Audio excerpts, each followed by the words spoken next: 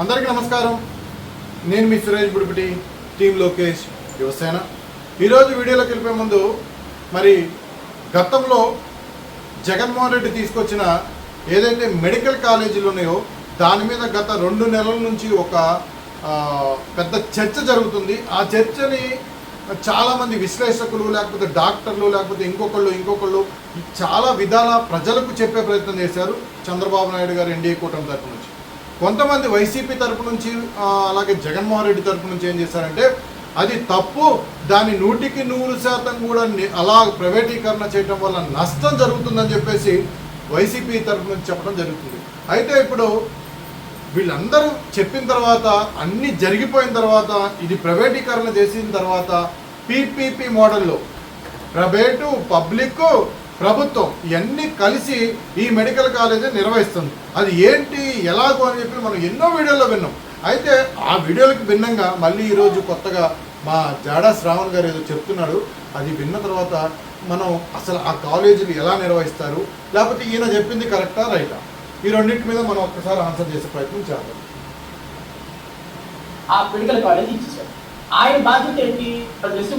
Medical college ఒక ప్రభుత్వ medical college private PPP కూడా చేసి ఒక ఎక్స్ అనేటువంటి పర్సన్ కి ఆ మెడికల్ కాలేజ్ ఇచ్చేసారు. ఆయన బాధ్యత ఏంటి? 400 కోట్లు 500 కోట్లు పెట్టి మెడికల్ కాలేజ్ కట్టాలి అద్భుతంగా. దానికి అనుగుణంగా ఉన్నటువంటి ఒక హాస్పిటల్ నిర్మించాలి, దాని ఇన్ఫ్రాస్ట్రక్చర్ నిర్మించాలి, ల్యాబ్లు నిర్మించాలి.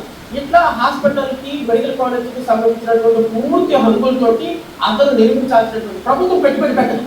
ప్రైవేటు వాళ్ళే పెట్టుబడి పెట్టి ఇవన్నీ నిర్వహించాలి. ప్రైవేటు వాళ్ళు 500 కోట్ల రూపాయలు పెట్టి మెడికల్ కాలేజీ కట్టినప్పుడు, 500 కోట్ల రూపాయలతోటి కట్టి హాస్పిటల్ కట్టినప్పుడు, 500 కోట్ల రూపాయలు పెట్టుబడి పెట్టి కంప్లీట్ ఇన్ఫ్రాస్ట్రక్చర్, ల్యాబ్లు అన్ని డెవలప్ చేసినప్పుడు ఈ 500 కోట్ల రూపాయలు ఈ ప్రైవేట్ వ్యక్తి ఎలా రికవరీ చేసుకుంటాడు ప్రభుత్వం దగ్గర నుంచి? అంటే పెట్టుబడి పెట్టి ఇది ఇక్కడ చారిటీ బిజినెస్ చేయడానికి కోసం బిజినెస్ అడుగుతారా? అడగదా సహజంగా.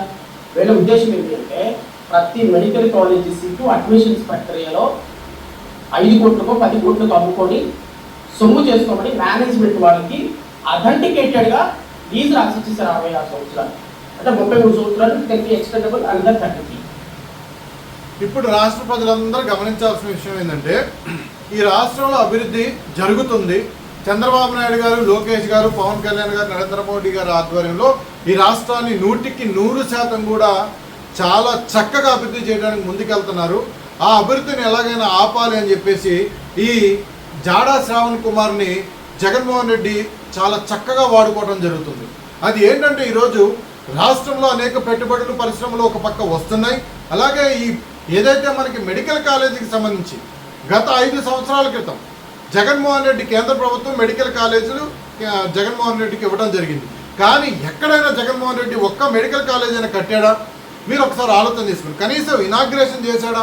చేయలేదు. అంటే గత 5 సంవత్సరాలు మెడికల్ కాలేజీలు కేంద్ర ప్రభుత్వం కొన్ని 100 కోట్ల రూపాయలు జగన్మోహన్ రెడ్డి ప్రభుత్వానికి గతంలో వేసినప్పుడు ఏ రోజు కూడా మెడికల్ కాలేజీలు శంకుస్థాపన చేయలేదు, ఓపెనింగ్ చేయలేదు, అక్కడికి వెళ్ళి పిల్లలు చదువుకోలేదు. ఏం చేశాడంటే ఆయన కడుతూ గత 5 సంవత్సరాల నుంచి ఆ మెడికల్ కాలేజీలు కడుతూనే ఉన్నాడు. ఇప్పటి వరకు కూడా దాదాపుగా మన దగ్గర వచ్చిన మెడికల్ కాలేజీల్లో 2% మెడికల్ కాలేజీలు కూడా ఇప్పటి వరకు కూడా కంప్లీట్ అవ్వలేదు. కానీ ఈరోజు ఈ ప్రభుత్వం వచ్చిన తర్వాత వీటన్నిటిని కూడా ఈరోజు ఖర్చు ఎక్కువ అవుతుంది.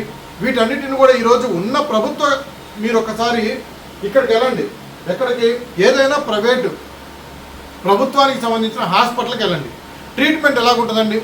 ఏదో నామకే వస్తే మనం వెళ్ళినామంటే 1 గంటకో 2 గంటలకో చచ్చిపోతున్నా సరే, అది ఏ ప్రభుత్వం అన్నా కానివ్వండి, మనం చచ్చిపోతున్నాం అనుకోండి, ఆ డాక్టర్లు వాడికి ఉన్న ప్రతీది కూడా చూసుకుంటాడు.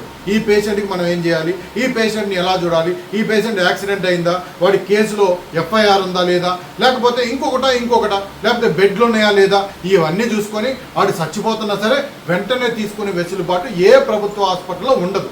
ఇది వాస్తవా కాదా? ఎంతమంది ప్రభుత్వ హాస్పిటల్లో ట్రీట్మెంట్ చేయించుకున్నారో మీరే ఆలోచన చేసుకోండి.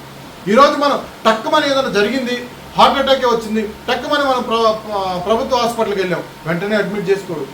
చచ్చిపోయిన మంది చాలామంది ఉన్నారు ఇలా. అంటే ఈరోజు ప్రభుత్వ హాస్పిటల్ 100% మా ప్రభుత్వం అయినా, వేరే ప్రభుత్వం అయినా, ఇంకో ప్రభుత్వం ఉన్నా సరే వాళ్ళు చేయాల్సిన పని వాళ్ళే చేస్తారు డాక్టర్లు తప్ప వాళ్ళు రిస్క్ తీసుకోరు. ఈరోజు ఒక మండలానికి సంబంధించిన హాస్పిటల్లో నువ్వు ఈరోజు ఏదో ఒక సీరియస్గా ఇష్యూ ఉంది, లేకపోతే కిడ్నీ ప్రాబ్లం ఉంది, కడుపులో నొప్పి ఉంది, ఇంకోటి ఉంది, లేదా కాలు ఇరిగిపోయింది, నువ్వు మండల స్థాయి హాస్పిటల్ దగ్గరికి వెళ్ళి ప్రభుత్వ హాస్పిటల్కి వెళ్ళి చూసుకుంటే వాడు ఏం చేస్తాడు, అక్కడి నుంచి ఇంకొక హాస్పిటల్కి రాస్తాడు. అక్కడ కూడా ఎంబీబీఎస్లు ఉంటారు, ఎఫ్ఆర్సిఎస్లు ఉంటారు, ఇంకా పైన చదువుకున్న వాళ్ళు డాక్టర్లు కూడా ఉంటారు. కానీ వాళ్ళు కూడా పట్టించుకోరు. వాళ్ళు ఏం చేస్తారు, ఇక్కడ నుంచి మీరు జిల్లా హాస్పిటల్కి వెళ్ళండి అంటారు. జిల్లా హాస్పిటల్లో ఎంబీబీఎస్లు, ఎఫ్ఆర్సిఎస్లు, వాళ్ళకు మించిన డాక్టర్లు ఉంటారు జిల్లా హాస్పిటల్లో, పెద్ద హాస్పిటల్లో. వాళ్ళు ఏం చేస్తారు, అమ్మ ఇక్కడ అవ్వదు, మీరు విజయవాడకి వెళ్ళండి, విజయవాడకి వెళ్తే కానీ మీకు తగ్గుతుందని చెప్పేసి అక్కడి నుంచి పంపిస్తారు. అంటే ఈ పేషెంట్ కాలిరిగి వాడు నరకయాతన పడుతుంటే నామకే వస్తే వాళ్ళు ట్రీట్మెంట్ చేసి వాడిని ఇక్కడి నుంచి దాదాపుగా 170 కిలోమీటర్లు పంపించే ప్రయత్నం చేస్తారు. అంటే ఇక్కడ ప్రజలు ఒక ప్రభుత్వ హాస్పిటల్కి వెళ్ళాలంటే ఎంత నరకం అనుభవిస్తున్నారో ఒకసారి ఆలోచన చేసుకోండి. అంటే ఈ విధమైన ప్రభుత్వ హాస్పిటల్లో ట్రీట్మెంట్ ఉంటుంది కాబట్టే ఇప్పుడు జరుగుతున్న మనకి మెడికల్ కాలేజీలో మా ప్రభుత్వం ఆలోచించిన ఒక విధానం గురించి చెప్తా వినండి. ఈరోజు ప్రైవేటీకరణ, ప్రైవేట్లు పీపీపీ అంటే ప్రైవేటు, ప్రజలు, ప్రభుత్వం, ఈ 3 కలిసి చేయాలి.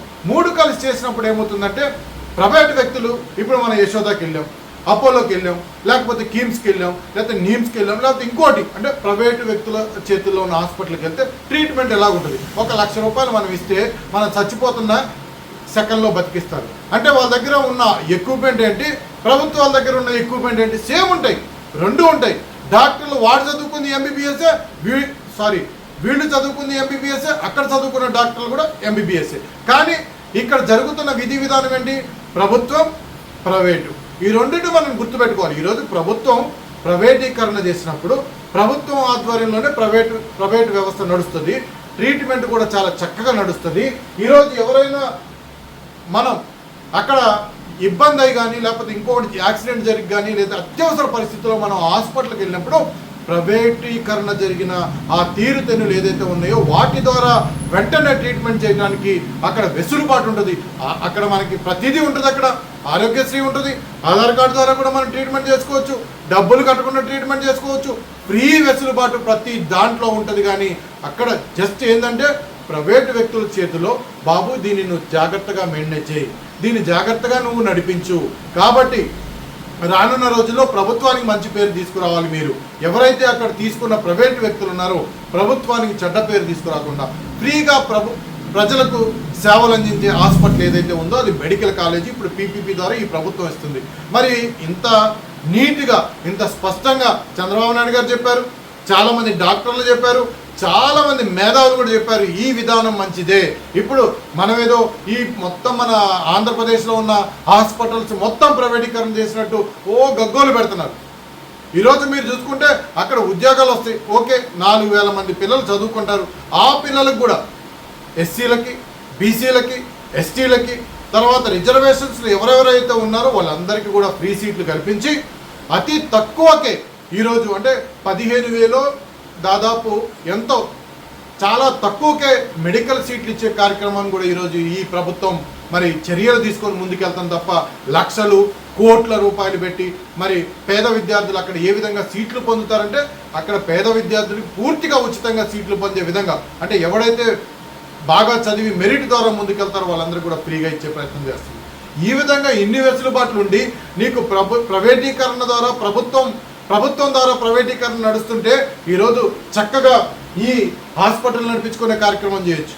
అలాగే చదువుకున్న ప్రతి పిల్లవాడు కూడా ఈరోజు అక్కడ ఏదైతే ల్యాబ్స్ ఉంటాయో వాళ్ళు నేర్చుకోవడానికి ఈ హాస్పిటల్ ఉపయోగపడుతుంది. ఈ విధంగా మరి పేదవాడికి ఉన్నతమైన స్థితికి వెళ్ళడానికి ఈ ప్రభుత్వం మంచి మంచి చర్యలు, ప్రణాళికలు సిద్ధం చేసుకొని ముందుకెళ్తే దీని మీద పొరచడితే దీనికి నేనేం చేసేది లేదు. రాష్ట్ర ప్రజలు గమనించాలి.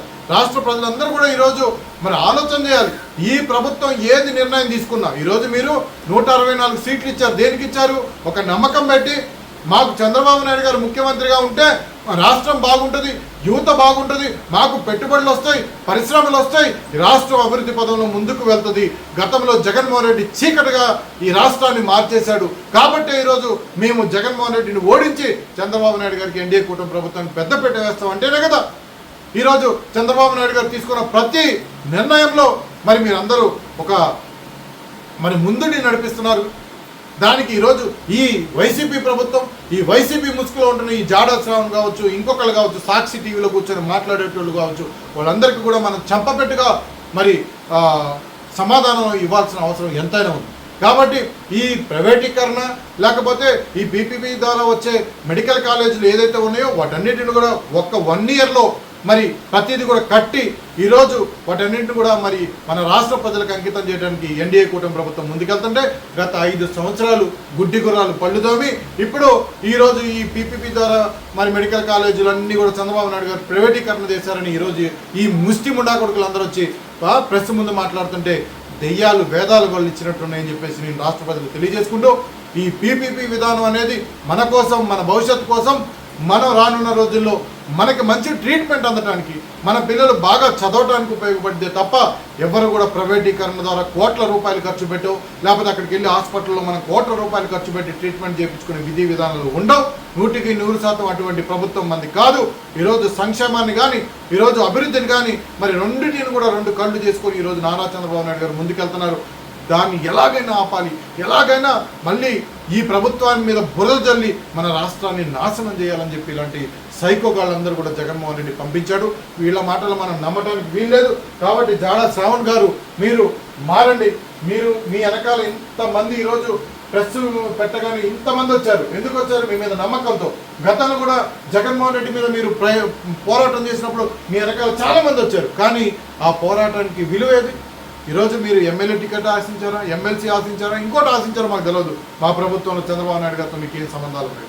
మరి మీకు ఆ పదవులు రాకపోయేసరికి మళ్ళీ వెంటనే రాష్ట్ర ప్రజల కోసం ఈరోజు ఈ ప్రభుత్వం ఇంత కష్టపడి పనిచేస్తుంటే, ఈ విధంగా ముందుకెళ్తుంటే మీరు ఈ విధంగా బురజలటం మీ యొక్క రాజకీయ జీవితం కోసం మన రాష్ట్రాన్ని నాశనం చేయడానికి మీరు ఈ విధంగా ప్రెస్ ముందుకు వచ్చి మాట్లాడితే మాత్రం ఊరుకునేది లేదు అని చెప్పి మీకు గట్టిగా హెచ్చరిక జారీ చేస్తూ రాష్ట్ర ప్రజలందరూ గమనించాలి. ఇలాంటి సైకోగాల్ని, ఇలాంటి సన్నాసుల్ని, ఇలాంటి లక్కోర్ నా కొడుకుల్ని, ఇలాంటి దద్దమ నా కొడుకులందరినీ కూడా మనం ఈ రాష్ట్రం నుంచి వెళ్ళగొడితే తప్ప, తరిమి కొడితే తప్ప మన రాష్ట్రం బాగోదు అని చెప్పేసి నేను మీ అందరికీ తెలియజేసుకుంటూ సెలవు తీసుకున్నాను. జై హింద్, జై లోకేష్ అన్న.